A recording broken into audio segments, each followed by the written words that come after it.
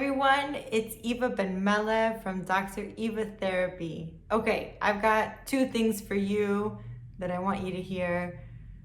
Related, not related, doesn't matter. I think it's related. Okay, number one, there is no final point to healing. I don't know where we're getting this idea that if we read all the books and we do all the therapy and the meditations and whatever it is that we do, that we will be healed and we will be ready and we will be the best significant other and the best parent and the best professional and the best. No, that is a load of crap that just perpetuates the idea of perfectionism, which is I have to do all of this work to make myself worthy, and at some point I will be healed, aka I will be perfect, aka I will be worthy. No, we're worthy as it is, as we are. Yes, do we have to go through what we need to go through, learn the lessons that we need to learn?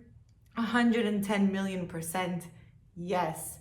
But it's not about getting to this point where we're done doing the work, because the work is an evolving process, number one. Having said that, when it comes to parenting, come on, we're not the perfect parents. We make mistakes, we have blunders, we are angry, we are tired, we are overworked, stressed out, overwhelmed, not feeling loved, feeling too much of smothering, all of the ins and outs of parenting that can affect us. And so we not always do and act our best like the books and the experts tell us that we should be doing. So what do? Do we then say, I suck at this, I'm a failure, I'm a terrible mom, terrible dad, I'm never gonna get this right? No, we gotta learn from it and move on from it.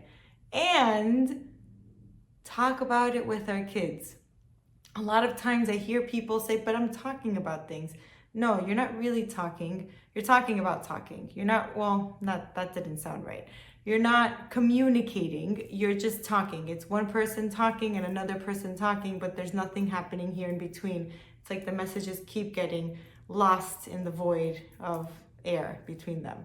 So when you're with your child and you mess up, you handle a situation that you shouldn't have handled it in that way because there was a better lesson to be learned, well, then that becomes a lesson. Like, hey, you know what? I got really overwhelmed with what happened and I handled it in not the best way. I owe you an apology.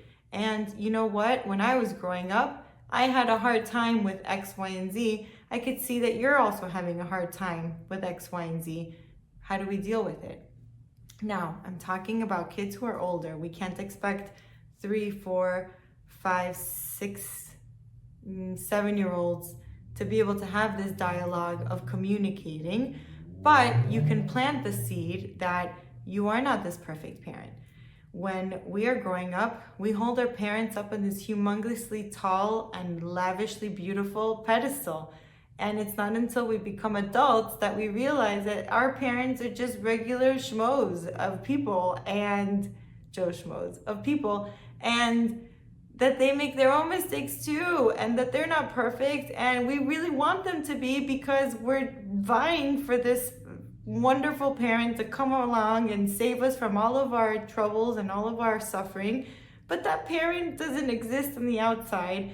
At the end of the day, that parent is an idea and we have to learn from it.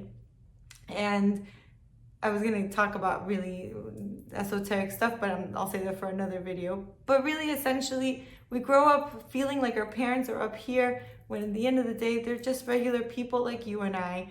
And why can't we kind of impart that to our kids from the get-go? Like, hey, I make mistakes. Not this esoteric mommy version over there makes mistakes. I make mistakes. I sometimes say things and then I change my mind, or sometimes I handle situations and I could have handled it better. It's not that once I'm an adult, everything's perfect and I handle everything perfectly.